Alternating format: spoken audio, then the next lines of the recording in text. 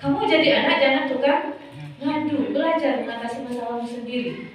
Dia ngadu ke orang tuanya jawab bagaimana? Ya paling dia cuma bercanda. Kamu bisa lah melindungi dirimu, ibu kan gak bisa terus-terusan mendampingimu dan lain sebagainya. Akhirnya semangat dia untuk mengadu tuh udah gak ada, anak laki-laki terutama ya. Nah, ini fisik Bapak dan Ibu, luar biasa. Itu proses mendampingi dia tidak selesai dengan hanya 3 atau 4 kali treatment. Itu berulang kali untuk mengembalikan recovery keadaan psikologisnya dia ya. Bagaimana itu si anak bisa kembali biar semangat datang ke sekolah dan lain sebagainya.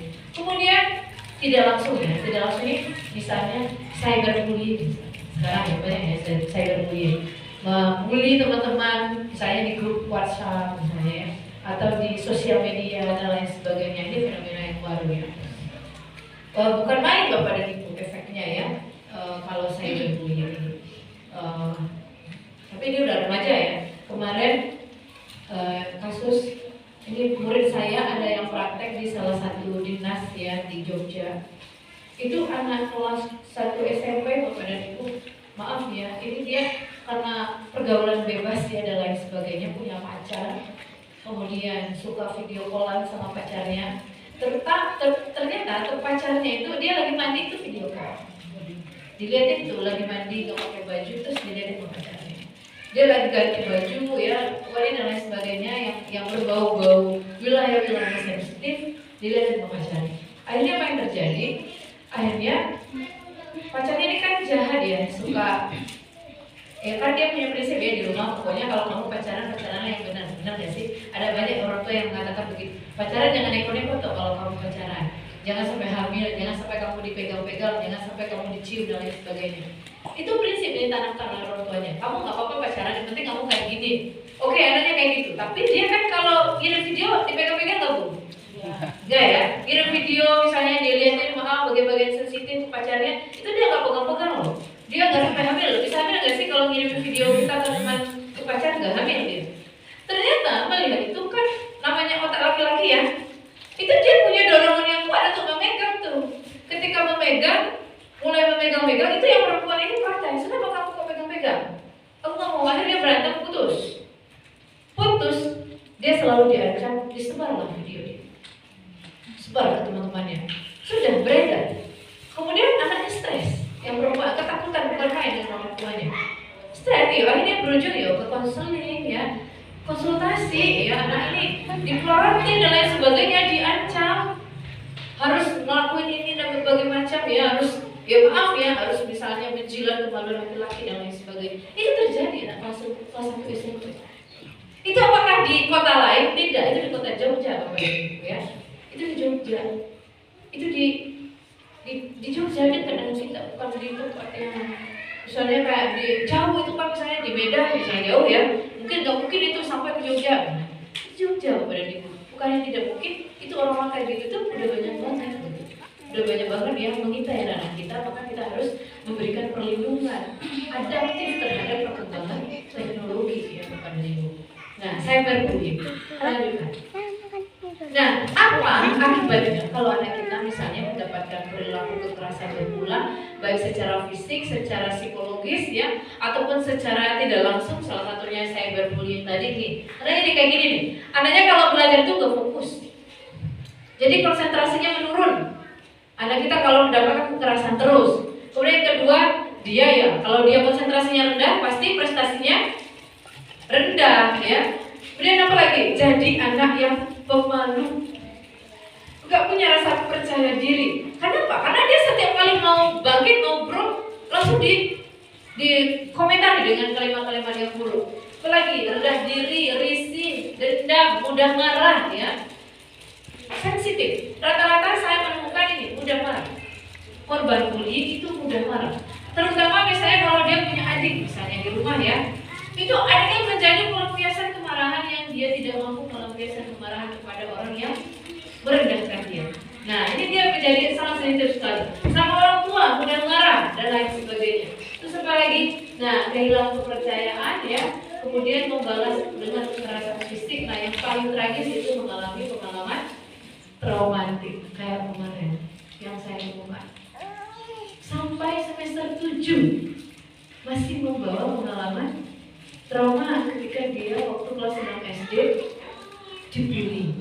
Itu juga yang membuli bukan temannya berulang, itu yang membuli dia adalah gurunya sendiri. Ya, gurunya yang membuli dia berulang, terus efeknya sampailah dia di kuliah. Bukan main hebatnya. Kita lihat bisa. Ini efeknya pada korban bullying. Lalu apakah ada efeknya pada pelaku? Nah, sama Bapak dan Ibu. Sehingga saya katakan pelaku dan korban bullying sama-sama meninggalkan efek yang buruk. Jadi jangan bangga kalau anak kita menjadi pelaku kekerasan di sekolah, di mana-mana. Kan beberapa orang tua suka bilang, kamu ditonjok enggak, aku yang nonjok, terus ketawa. Benar itu nak. Jangan biarkan orang menonjok kamu lah yang menonjok orang misalnya ya. Ada beberapa orang tua yang bangga ketika anaknya menyakiti orang lain, yang penting dia tidak disakiti. Maka Bapak dan Ibu perlu tahu, pelaku dan korban sama-sama menimbulkan efek buruk. Misalnya apa? Anak kita menjadi pelaku, itu nanti otak lobus frontalisnya itu tumpul. Bapak dan Ibu nggak punya rasa empati. Jadi nanti kalau anaknya biasa melakukan aktivitas kekerasan, ibunya sakit. Kalau kita harapannya ibu sakit, terus anaknya ngerti ya, nggak macam-macam, nggak minta ini, nggak minta itu, pengennya anaknya punya lah gimana tuh Bu? Benar nggak? Misalnya kita sakit, terus tiba-tiba anak kita kelas 1 SD, kelas 2 SD, ambil air minum, ibu air minum misalnya. Itu otak empati Bu. Dek, jangan nangis, mama lagi sakit. Sini main sama abang, mereka kan kelas 2 kayak gitu. Sini main sama mas dulu, jangan ganggu bundanya misalnya. Itu otak empati Bu. Kalau anak kita udah nggak ada kayak gitu, mas kalau di sini yang di depan ini otak manusia yang ada di sini tuh udah mulai tumpul. Anak kita udah nggak ngerti, ibunya lagi banyak pekerjaannya banyak banget. Anaknya masih juga makin rewel, makin nakal, makin ngeyel misalnya ya. Itu anaknya nggak bisa mengembangkan sikap empati ya. Saya nggak tahu efeknya apa. Apakah karena dia pelaku kekerasan, apakah karena dari tontonan, apakah dari tekanan-tekanan emosi yang lain, terus misalnya. Apalagi? Ini kembali ya, ini harusnya yang nanti tadi ya. Korban bullying berpeluang menjadi pelaku. Maka kalau anak kita jadi korban, kita harus ada alarm yang nyala di otak kita. Ya, nggak boleh diabaikan. Ibu-ibu nggak boleh membiarkan anak itu korban bullying. Bapak-bapak nggak boleh diamin. Allah cuma digituin doang misalnya. Nggak boleh. Sekecil apapun perasaan yang diekspresikan oleh anak di rumah, bapak dan ibu harus menanggapinya dengan serius, dengan benar dia menanggapinya ya. Tapi ya jangan lebay juga misalnya. Kemudian apa lagi? Pelaku bullying itu adalah dia nanti akan berkembang menjadi anak-anak yang kesepian, sulit punya teman ya. Terus apa lagi? Anak yang tidak bahagia, ditolak secara psikologis. Siapa yang mau dengan orang yang suka menjahatin teman? Siapa yang mau teman? Kira-kira ibu kalau ada teman tetangga itu di rumah, terus kalau setiap kali dia ngomong, rasanya badan kita panas. Ya, setiap kali kata-kata yang keluar dari mulutnya kita menjadi gitu ya, merinding ya Bu ya. Mau nggak mau ketemu dia? Mau? Mungkin kalau dia ada di sana, kita mau ke situ, kita akan putar ya Bu ya. Nah begitu juga dunia anak-anak. Kalau ada anak-anak yang pelaku bullying, semua temannya akan menjauh dari dia. Dia akan dijauhi secara psikologis. Dia tidak akan didengar. Ya, kalau ada ibu-ibu yang setiap nggak rasain aja ya. Kalau kita ngomong orang tersakiti, kita ngomong orang tersakiti. Yakin saya, nggak ada orang tua yang benar-benar sayang sama dia. Nggak ada tuh orang yang benar-benar mau berdekatan dengan dia ya. Terus apa lagi? Nah ini sulit menyelesaikan urusan pribadi. Kenapa? Karena dia nggak tenang, dia kesepian, dia nggak bahagia ya. Kemudian apa lagi? Kemampuan intrapersonal rendah pasti ya. Kemudian sulit sulit menempatkan diri karena dia merasa gelisah, dihantui rasa bersalah dan sulit berprestasi. Maka ibu-ibu sekalian, kalau memang ada perilaku bullying lalu anak kita menjadi pelaku, maka bapak dan ibu kita harus tahu ini loh efek yang ditimbulkan karena anak kita menyakiti anak orang lain. Sama Bu, semua anak berharga, terutama bagi ibunya. Anak kita berharga ya. Dia juga anak yang berharga bagi ibunya. Maka kalau anak kita nyakitin anak orang yang berharga, itu pasti ibunya juga terluka karena disakiti oleh anak kita. Maka kita harus jangan marah.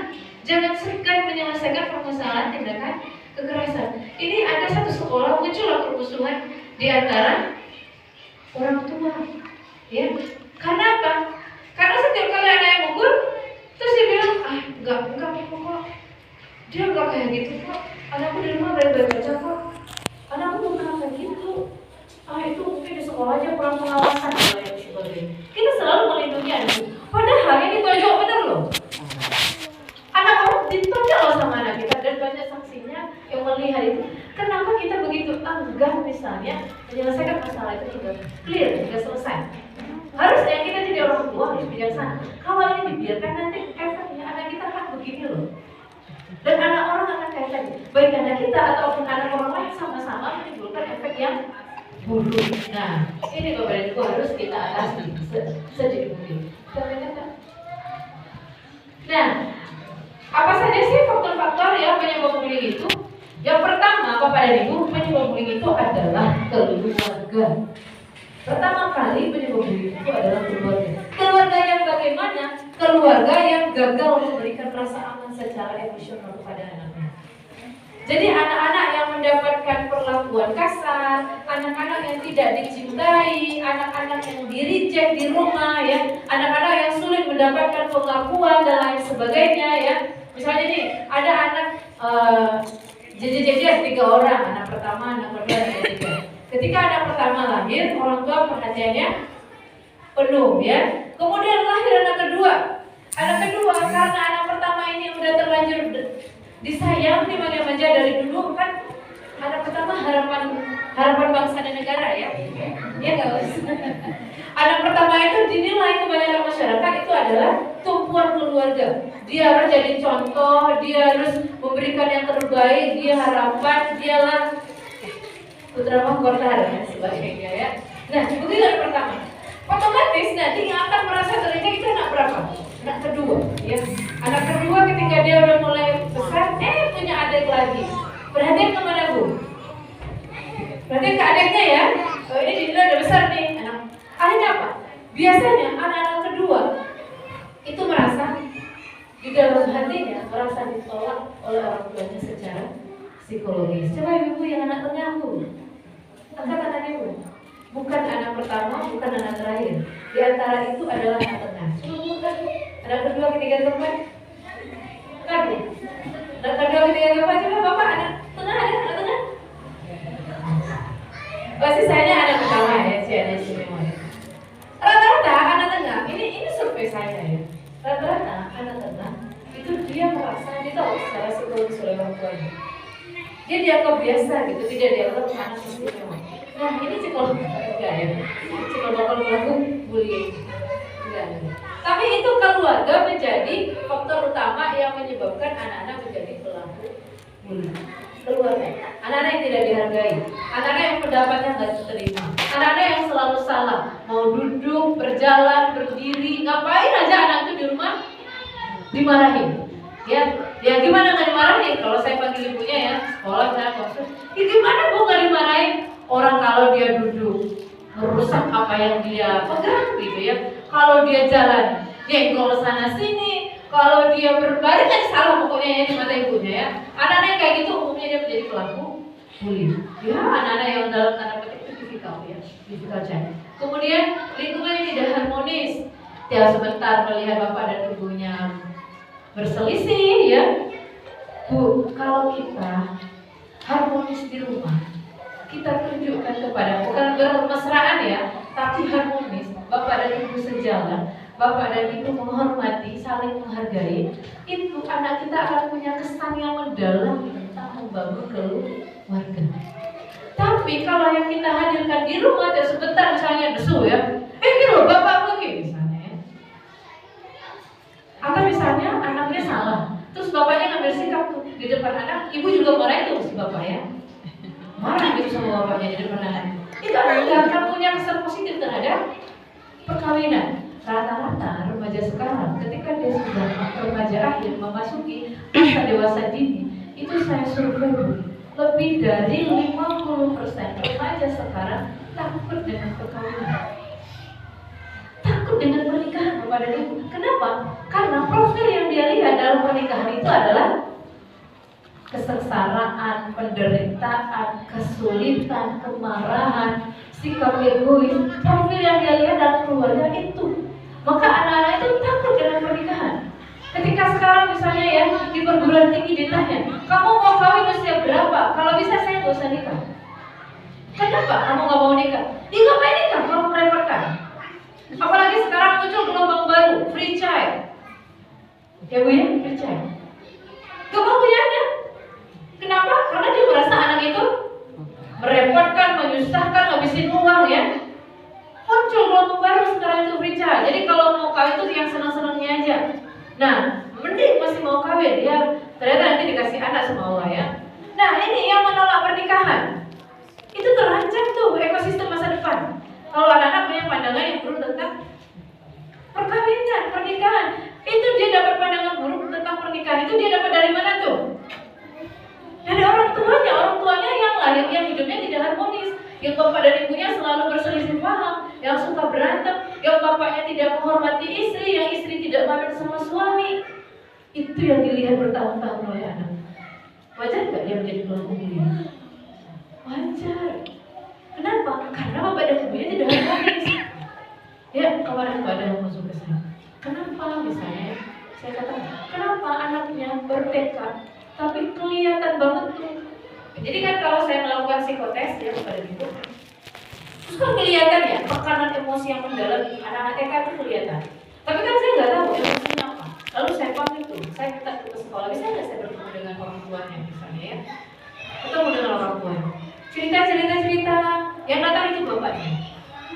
Terus bapaknya akhirnya iya Bu. Saya bilang, Pak, biasanya anak kayak itu pasti relasi dengan ibunya nggak baik. Ada sesuatu yang bermasalah dengan ibunya. Saya bilang, bisa Anda ceritakan bagaimana ibunya membesarkan anaknya? Kenapa? Karena ini terancam masa depan anaknya. Anak yang masih baik ya, anak dengan intelijensi dia mendekati superior, kemudian dia punya tekanan emosi yang luar biasa. Itu peluang dia ya, kalau dia tidak mendapatkan pengalaman emosi yang positif, peluang dia untuk berlaku kasar, berlaku jahat ya, dan lain sebagainya besar di masa mendatang. Ya, bahwa misalnya bapak dan ibu pelaku mutilasi itu lahir dari anak-anak yang punya intelijensi bagus, tapi dia punya masalah emosi yang luar biasa, punya tekanan emosional, pengalaman buruk di masa lalu yang pada aspek emosi yang luar biasa. Nah, itulah pelaku mutilasi. Ketika dia ngeri ya, kakinya dibawa kemana, kepalanya dibawa kemana, gitu ya, tangannya dibawa kemana. Kok bisa ada manusia tega melakukan perilaku kayak gitu? Itu muncul dari keluarga-keluarga yang tidak harmonis, yang dia punya kecerdasan di atas rata-rata, tetapi dia punya pengalaman emosi yang sangat buruk. Nah, ternyata ketika saya tanya sama bapak ini, apa yang terjadi? Benar Bu, ibunya itu pemarah, ibunya suka melawan sama suami ya. Jadi suami salah misalnya ya, suaminya salah, terus gak malu tuh di depan anak, ibunya banting gelas. Kalau marah gak malu, ibunya itu masuk ke kamar banting pintu kamar. Ya, kalau dia lagi di kamar mandi lagi marah itu kain itu dengan bakar.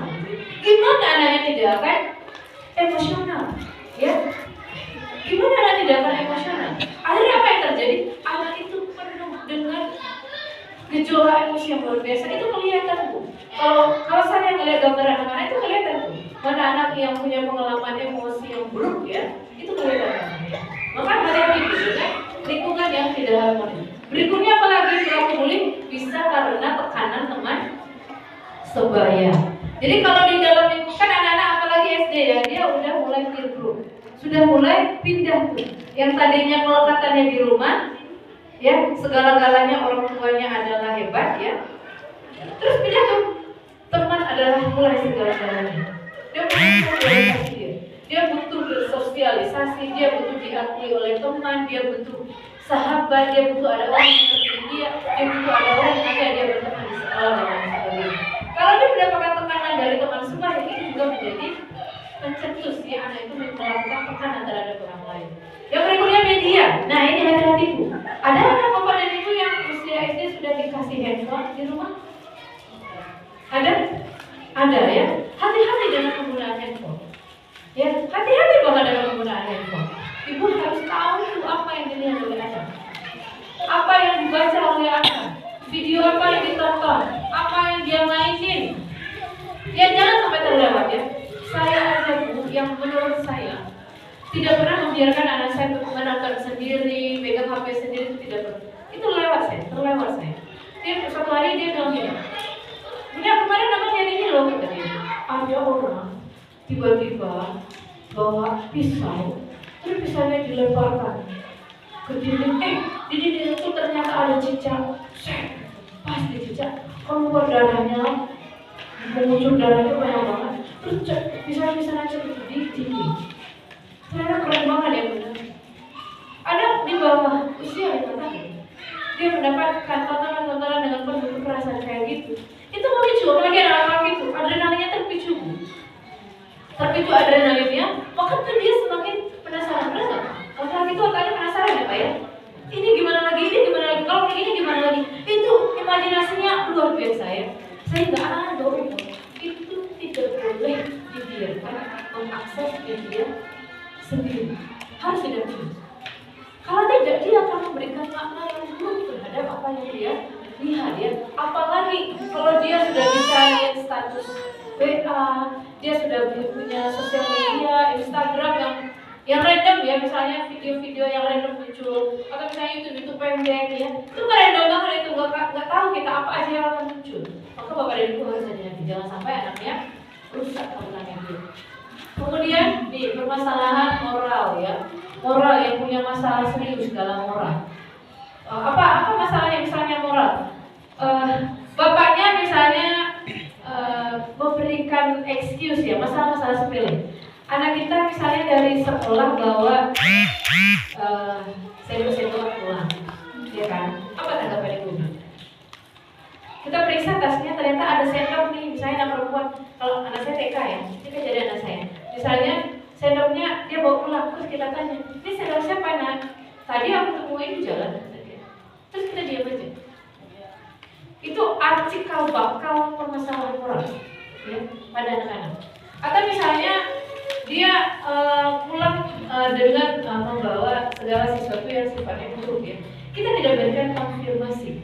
Ya, terus kalau anak saya itu kan dia punya gurunya besar badannya, terus suaranya menggelegar misalnya ya. Terus sampai di rumah dia bilang gini, Bunda, tadi Ustaz itu berbicara kayak Abraham. Itu Ustaz terlihat kejam banget. Jahat ya Ustaz itu. Masa berteriak sama anak berbicara berubah sampai kayak pecah itu saja. Kalau kita tidak melakukan konfirmasi ulang, itu dia akan punya pandangan buruk itu tentang gurunya, lalu dia akan biasa aja tuh ngomongin hal-hal yang buruk tentang gurunya. Kira-kira apa efeknya Bu? Kalau anak kita sekolahkan, nih misalnya ibu nih, sekolahnya kayak Insan Utama tuh, sampai di rumah, dia bilang tuh yang guru tentang Ustaz Beni misalnya ya, terus dia bilang tuh, Bunda Ustaz Beni ini ngomong apa misalnya, saya tidak ya apa misalnya kejelekan Ustaz diomongin mana. Terus ibu di rumah terpikir-pikir ya, diomongin adalah sesuatu yang ngejelekin Ustaz tapi lucu. Kira-kira pandangan anak terhadap Ustaz Beni apa tuh? Ada nggak dia merendahkan Ustaz Beni? Mungkin. Kira-kira ilmu yang keluar dari mulut Ustaz Beni itu masuk nggak ke kolbunya? Enggak, tersekat ya. Bisa nggak anak kita jadi baik? Meskipun tuh Ustaz Beni ini menyampaikan sesuatu yang baik banget, anak sekalian, kamu jadilah anak yang solih, jadilah anak yang jujur, jadilah anak yang berkarakter. Tapi karena kesalahan sedikit saja dari orang tua, itu akan jadi masalah moral, ya. Nah, masalah moral itu lama-kelamaan akan berkembang menjadi perilaku kekerasan, ya. Akan biasa dia ngejek, akan biasa dia berkomentar yang buruk tentang orang lain, akan biasa dia merendahkan, akan biasa dia memandang menyepelekan orang lain. Maka ini sangat penting bagi orang tua, apapun yang keluar dari anak-anak, tolong kalau segala sesuatu yang tidak pada tempatnya luruskan anak. Meskipun itu lucu, ya, meskipun yang dia sampaikan adalah lucu dan lain sebagainya, kita perhatikan semuanya. Nah, ini yang paling pokok. Tidak hanya di sekolah, ternyata tindakan perundungan, tindakan bullying itu banyak adanya di rumah. Ini sering tidak disadari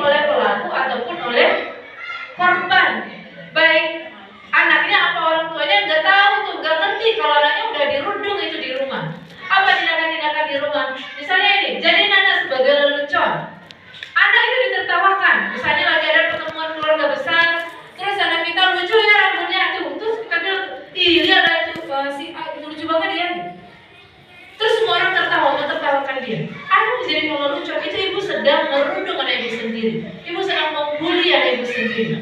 Ya, atau misalnya kita omongin tuh kejelekan anak kita kepada keluarga. Bayangkan, di belakang aja nggak boleh, apalagi dia dengar itu. Ya tahu nggak ya, tadi anak itu gini-gini di sekolah, terus kita ketawain dia. Ibu sedang merundung anak ibu di rumah. Kemudian apa lagi? Nih, menaruh harapan yang tidak realistis. Jadi kemarin ada mahasiswa saya yang datang itu menangis-nangis bilang gini, Bu, saya dulu SMA itu dari 125 orang murid, saya itu ranking 100.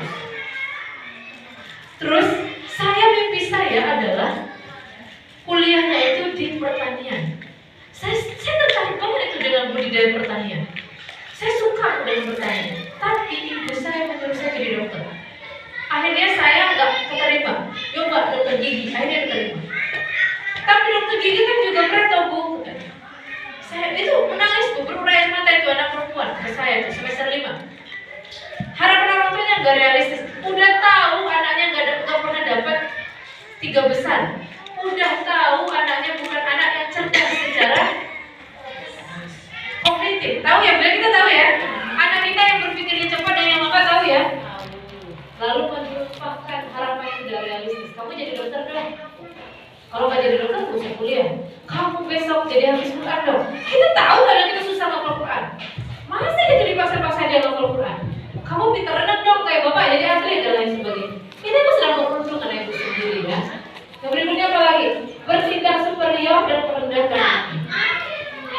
Kamu kalau nggak bapak kasih uang, kamu nggak akan jadi apa-apa. Kamu kalau bukan karena bapakmu ini, kamu nggak akan bisa sekolah di sekolah yang terutama. Lihat tuh tetangga, banyak tuh yang nggak bisa sekolah di sana. Tapi karena bapakmu, kita kan sok keren banget ya.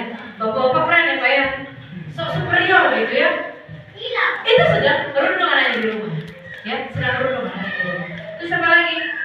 Mengabaikan ide, opini, pendapat yang disampaikan. Misalnya dia ada video tuh, terus dia ingin melihatkan kepada ayahnya. Ya, ini loh ya, ada video. Bentar karena ayah lagi kerja.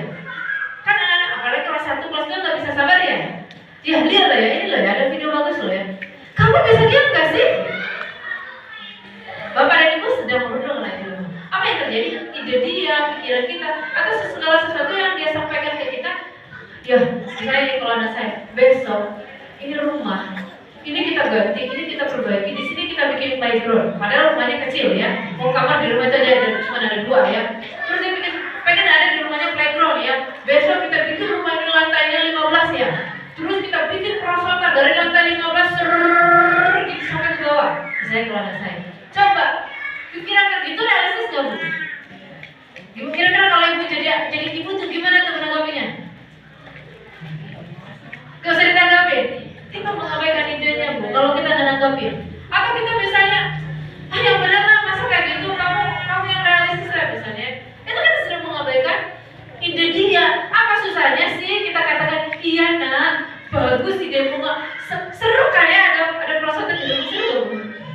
Menurut saya seru ya. Ada perosotan di rumah, iya nak seru. Tapi rumah kita tanahnya kecil, nanti habis saya untuk bikin lingkaran perosotannya doang ya. Lalu nanti kamu tidur di mana? Nanti kita mau masak di mana? Mau makan di mana? Mau duduk di mana? Maka kalau kamu pengen punya rumah kayak gitu, besok ayo kita cari tanah yang luas. Kita bikin kayak gitu nah. Gimana tuh perasaan anaknya? Lebih senang ya usia, lebih senang anak-anak kita lebih realistis dia dan lebih terarah imajinasi. Jangan sampai kita mengabaikan ide-ide dia. Ya, sekarang jangan makannya ke SSD ya. Coba deh kita makannya misalnya gimana sih? Suka makan gimana Bu? Suka makan gula nggak? Atau, ya sekarang makannya nggak usah pakai piring. Yuk kita bentangkan misalnya di rumah itu kayak daun pisang misalnya. Mau nggak Pak? Terus bilang, nggak usah lah, repot lah, apa lah segala macam. Nanti tinggal makan tuh kamu ini dan itu segala macam. Kan orang tuh nggak mau repot. Nah ini kita sedang merundung anaknya, membesar-besarkan kesalahan anak. Ya padahal kesalahannya hanya numpahin air kok, tapi marahnya besar. Padahal kesalahannya hanya jatuhin kunci kok, tapi dosanya besar. Padahal kesalahannya hanya membaret mobil baru kok dengan paku ya, baru beli mobil nih bagus. Terus kan anaknya lihat ini mobilnya bagus, dia ambil lah paku ya. Coba nulis di sini, seret gitu ya. Gimana Pak? Marah gak Pak? Marah Bu. Marah. Terus berulang kali tuh marah besar gitu ya. Lebih berharga anak apa mobil sih? Anak ya. Tapi kenapa nanti dimarahin hanya karena baru mobil? Saat itu saya bertanyakan tuh siapa yang sebenarnya yang lebih berharga ya? Itu anak saya Bu, baru beli mobil. Mobil masih merah kan ya, masih XX gitu. Terus dia penasaran, ini bisa nulis enggak kata dia. Diambil sepatu. Gitu. Ayah, ternyata bisa di mobil itu bisa bikin huruf A kata dia. Hah kata dia ya. Terus dia lihat sama ayahnya. Ayahnya agak gemetar tangannya. Ayahnya yang benar. Ini mobil belum lunas nak gitu. Kenapa udah dirusak gitu. Terus saya datang, kenapa? Saya bilang, ini udah ada huruf A gitu di mobil. Ya udah yang lain. Marah nggak ayahnya? Marah Bu, tapi saya enggak. Saya nggak marah. Saya biarin aja. Saya katakan, nah kalau dirusak, maka mobil kita jadi bagus. Dirusak lagi sebelah sini. Saya bilang nggak apa-apa. Tapi kamu mau nggak? Ya mau, tapi ini udah dirusak loh. Ya maaf kata dia. Ayahnya kan langsung agak mulai dari nafas ya. Gitu aja terus dia bilang. Anak nih lebih berharga daripada mobil. Saya nggak apa-apa tuh mobil nggak punya nggak apa-apa, tapi saya nggak sanggup punya anak. Saya bilang. Saya nggak apa-apa nggak punya rumah, tapi saya nggak bisa kehilangan anak. Ya gimana? Sanggup nggak Bu anaknya hilang Bu? Sanggup nggak mobilnya hilang? Enggak juga. Iya. Ada nggak orang jualan anak Bu? Saya bilang gitu ke suami saya. Nggak ada orang jualan anak. Tapi banyak tuh orang jualan mobil. Banyak nggak jualan mobil? Banyak tuh 10 juta juga bisa bawa mobil pulang.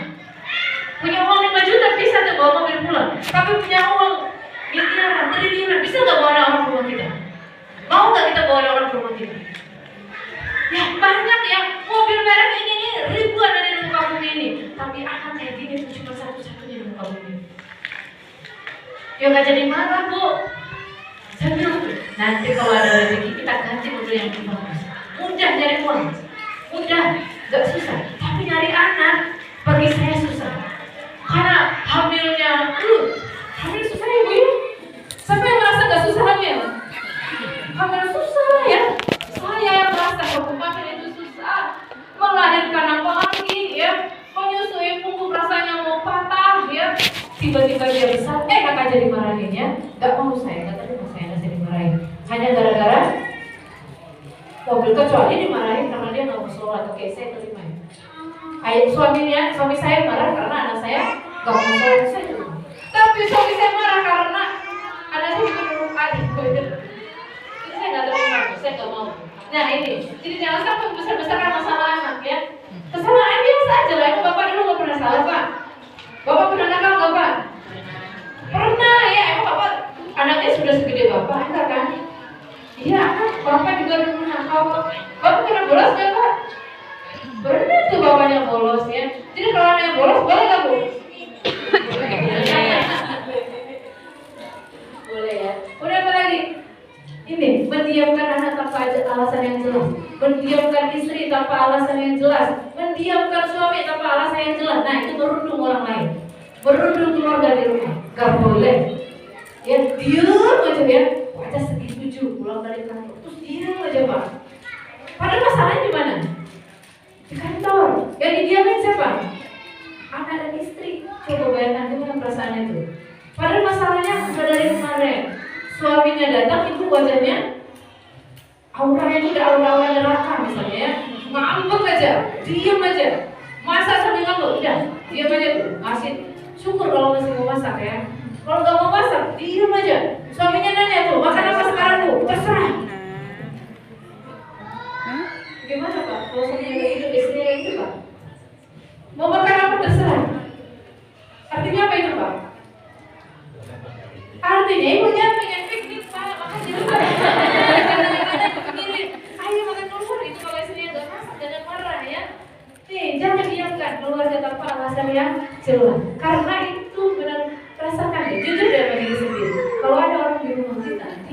pasangan calon, kita tertekan nggak? Kita merasa dizalimi nggak? Kita merasa serba salah nggak? Nah, kita sedang dirundung ternyata Bapak Ibu. Kita lihat kan? Nah, kemudian bagaimana mengatasinya? Kita ini lewat aja nanti.